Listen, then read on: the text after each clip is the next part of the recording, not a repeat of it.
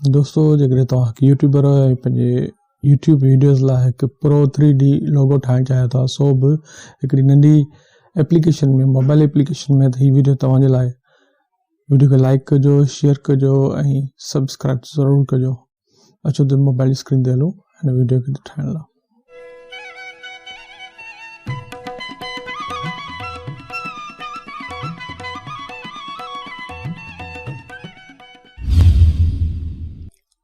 सब खां पहिरीं फोटो क्यूब लाइव वॉलपेपर खोलियो।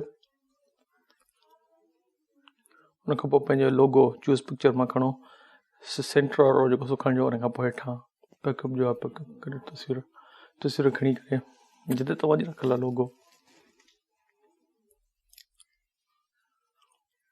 इनखे चङी तरह ख़राबु करियो।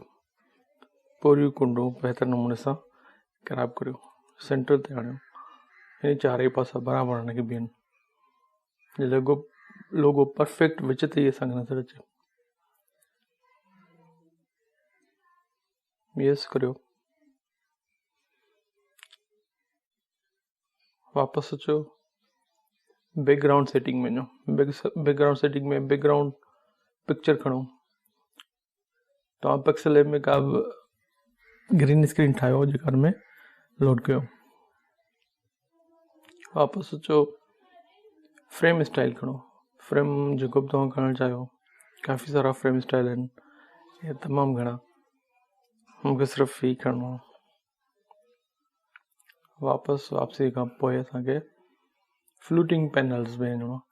फ्लोटिंग पैनल घटि में घटि 6 एक्टिव हूंदा आहिनि पहिरीं खां, ऐं जेके एक्टिव हूंदा आहिनि इन्हनि खे असांखे ख़तमु करिणो आहे। जेकॾहिं असां ख़तमु न कयो, ज़ीरो न कयो, त पुठियां असांखे ईअं नज़र ईंदा। वापसि अचो, फ्लोटिंग खे ज़ीरो करियो त को बि नज़र न ईंदो। 5 नंबर ते असांखे रोटेशन सेटिंग करणी आहे। रोटेशन सेटिंग में सेंटर वारो जेको आहे, रोटेशन सेटिंग असांखे करणी आहे। उन खां पोइ 2 शयूं एक्टिव थींदियूं।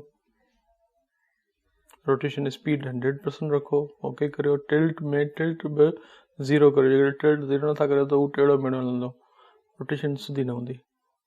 बसि हाणे हिन खां पोइ तव्हांखे तक़रीबन स्क्रीनशॉट में अचिणो आहे। वापसि कंफर्म करण लाइ फ्लोटिंग में आहियां ऐं हाणे स्क्रीनशॉट ते तव्हां ॾिसंदा त तव्हांजो लोगो तयारु आहे। ऐं स्क्रीनशॉट तौरु हुनखे कंहिं बि स्क्रीन रिकॉर्डर में वठो। पोइ तव्हां पंहिंजी वीडियोज़ में 2 मिंट 5 मिंट या 10 मिंट जेतिरो बि तव्हां आणणु चाहियो था उनखे रिकॉर्ड करियो। स्क्रीन रिकॉर्डर सां रिकॉर्डिंग कंदे तव्हां पंहिंजी मतलूबा जेतिरी टाइमिंग आहे उनखे खणो। उनखे खणी करे असांखे वापसि पंहिंजी नई एप्लीकेशन काइन मास्टर में अचिणो।